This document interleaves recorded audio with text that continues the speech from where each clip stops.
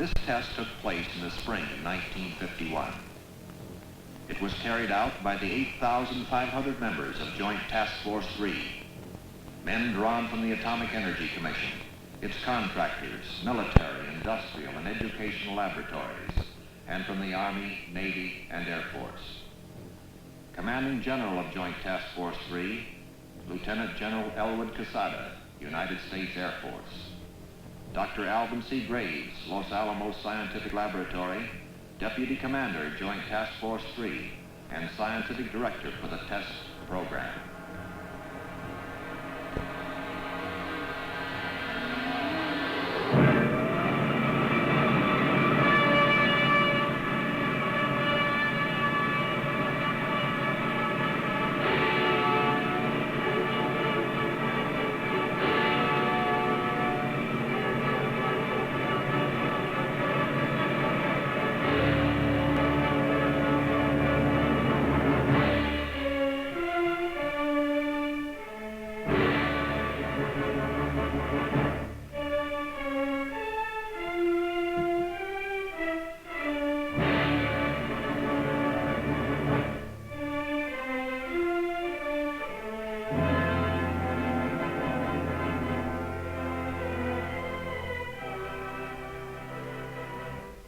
During the tense days of World War II, an entire American city of men, women, and children was hidden behind a seemingly unimportant postal number, Box 1663.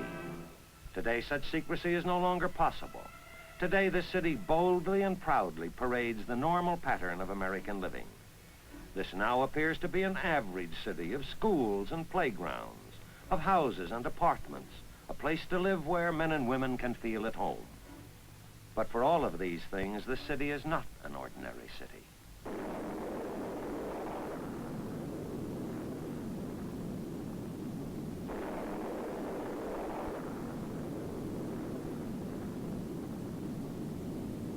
This is the mile-high city of Los Alamos, the atomic city. This is a modern pueblo created by the people of the United States as a research and development center for atomic weapons.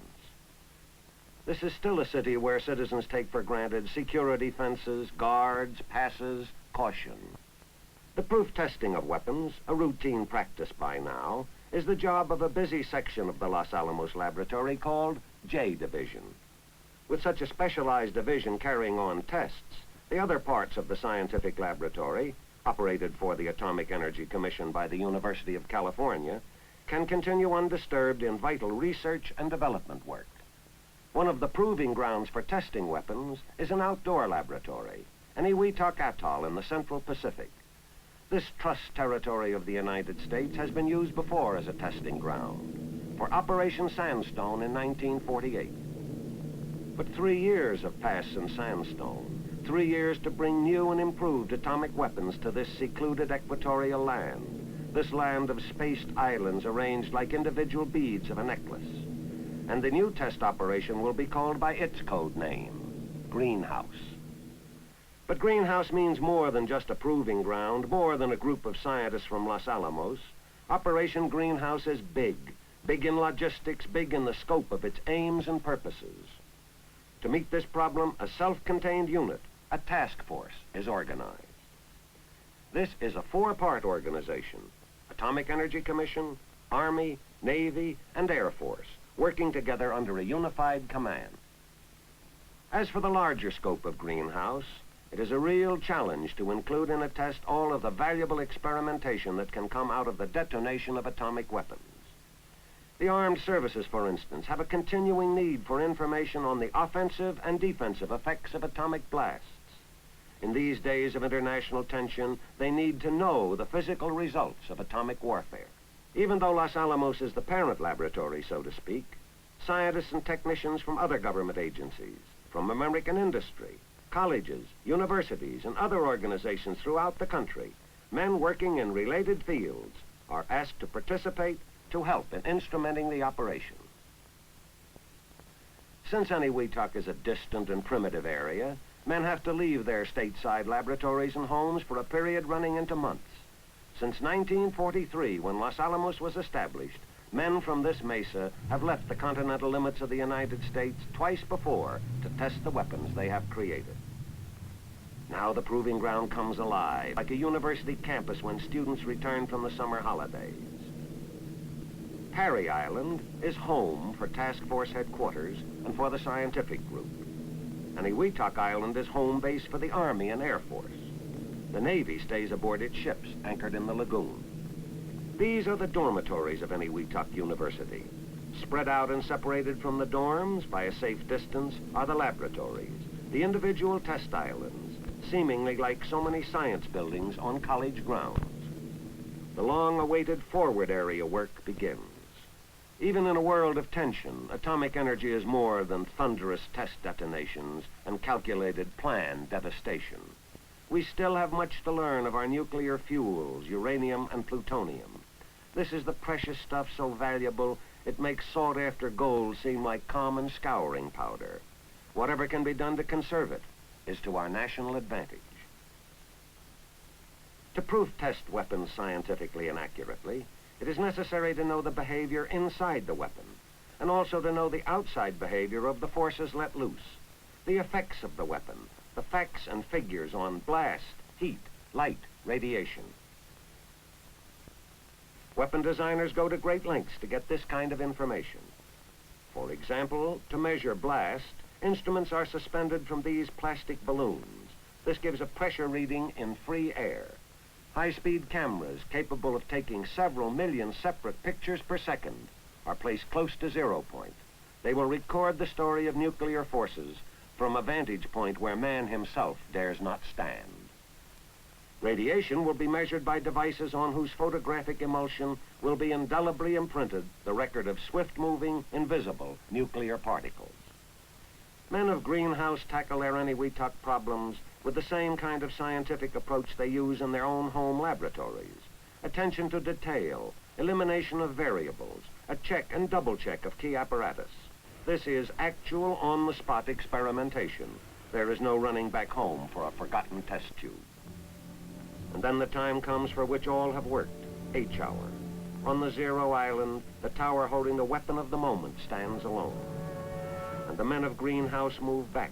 Like a crowd at a beach aware of the incoming tide, they pick up their belongings and retreat to safety. A test shot is ready.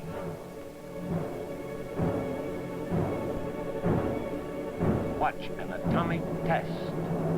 Watch.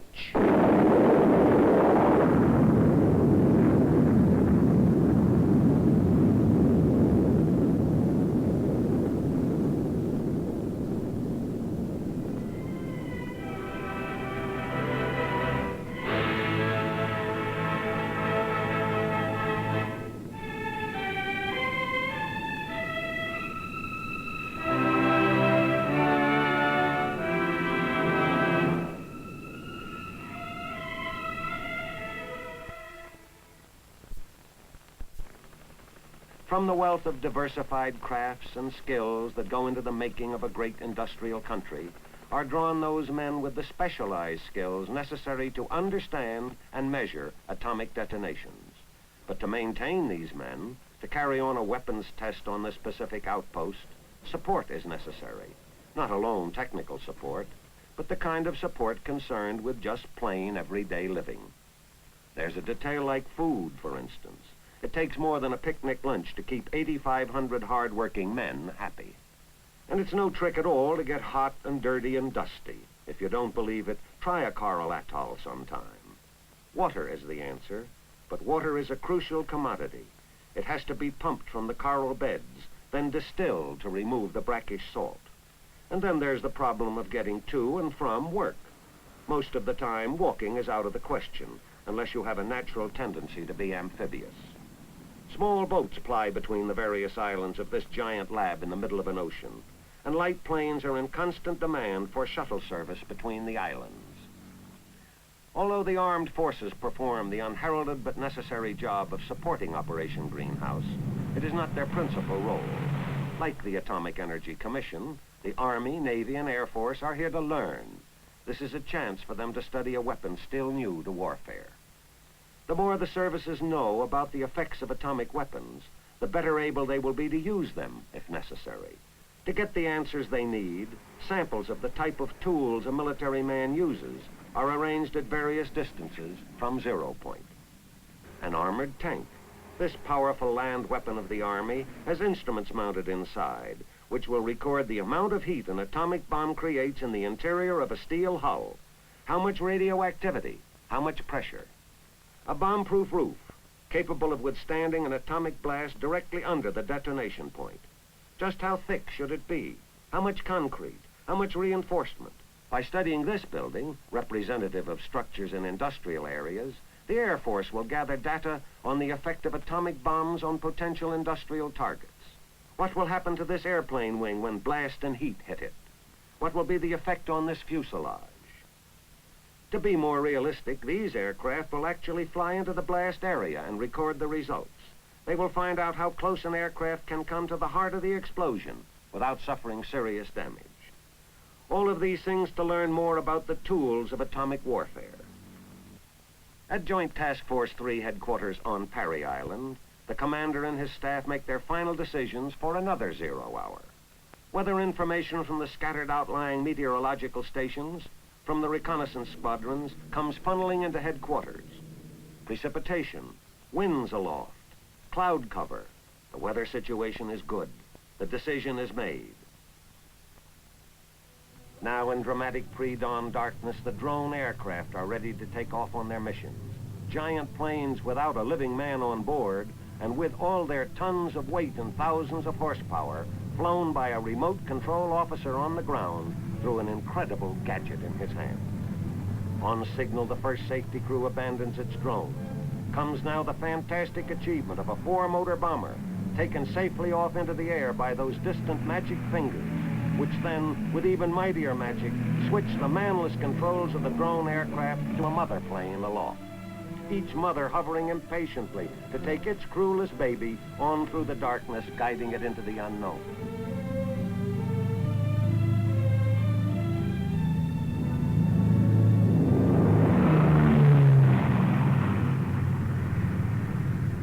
To top the fantasy of the crewless bombers come the fighters.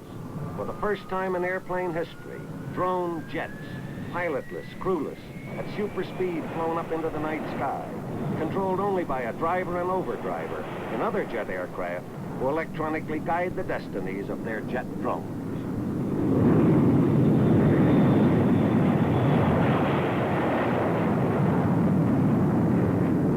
As in previous atomic tests, the drones are flying laboratories for the scientists.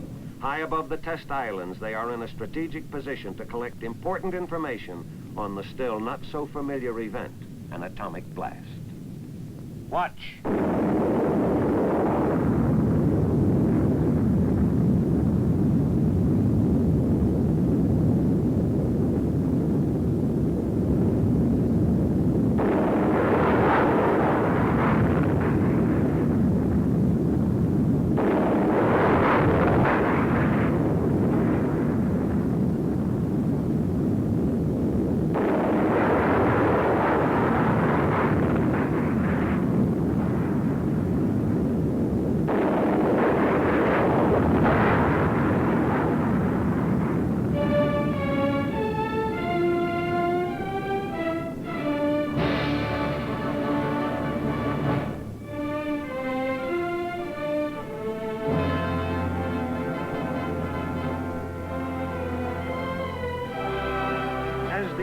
Services bring themselves up to date with the results of the latest atomic weapons.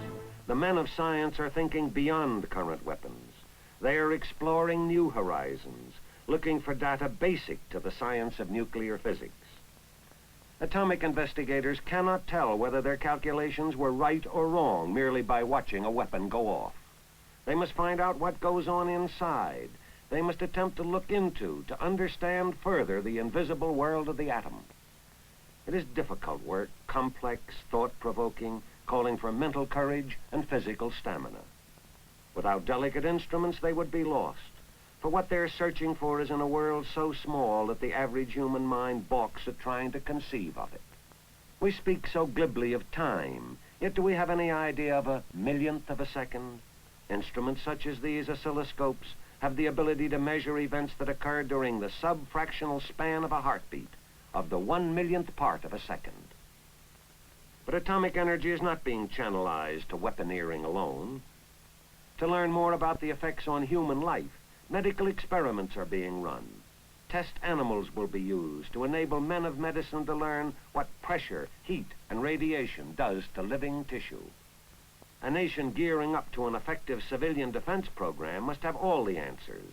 Facts about radiological medicine, detection devices, protective materials. As an illustration, these mice will be exposed to varying doses of atomic radiation, and medical men will study the results. Information gained from buildings will help determine the vulnerability of United States buildings to atomic attack, so that adequate civil defense planning may be carried on. Materials are to be exposed which are considered as potential fire hazards in atomic warfare. Such information will influence defensive thinking. It will aid in the selection of materials, design of equipment and structures, disaster planning.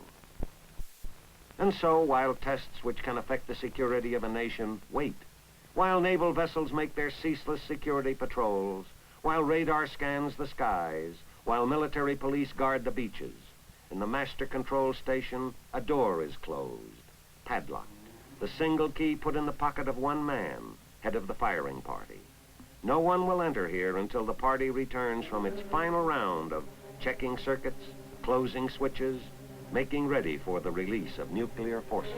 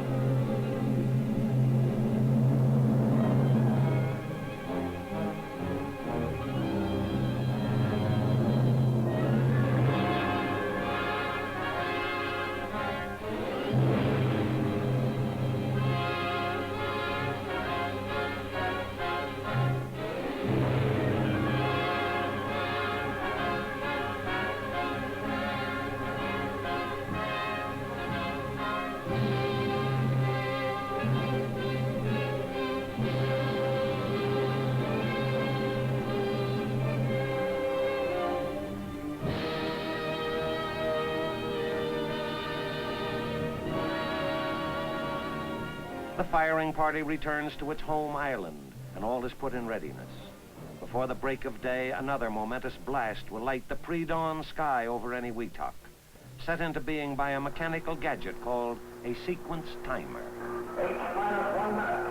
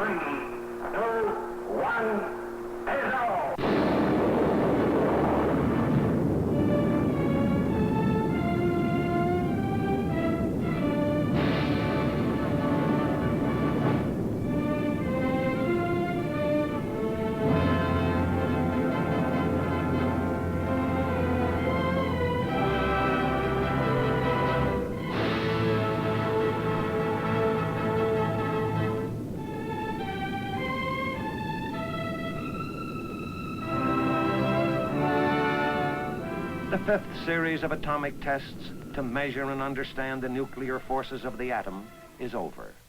Eniwetok Atoll, the proving ground, shrinks again to garrison size. But preparations must be made for another series of experiments, The need for continuing tests of atomic weapons is self-evident. We need now, as never before, to expand our knowledge in the field of atomic weaponeering. If any one group of people recognizes the urgency of time, it is the people living and working on this isolated mesa in New Mexico. The men of Los Alamos return to their mile-high, security-guarded laboratories to continue with the development of nuclear weapons and important research in many other aspects of the atomic energy program. The people of this mesa well know the important responsibility placed on them. For what answers are found within a seemingly insignificant building, what happens behind the wire fences, what a man carries home with him, and for security's sake will not speak of. These things are vital to Americans everywhere. The city once secretly hidden behind Post Office Box 1663, today is so actively and openly engaged in the atomic energy program that it can no longer be cloaked behind a postal number. For this is the city designed and dedicated to the study of nuclear forces in the atomic age, a study which concretely means to the American people that new, improved atomic weapons have been developed and proof-tested. The nation's stockpile position has been bettered. We have added another stone to our small pile of knowledge about the complex nucleus of the atom. We have gained important offensive and defensive knowledge on the effects of atomic blasts on military equipment. We have also learned necessary, realistic lessons for our own protection. We have studied defense for the individual, defense for the nation. As a result of atomic tests, such as Operation Greenhouse, we are gathering the know-how, the strength to defend that which we prize so highly, the land that is our heritage, this land that is our home.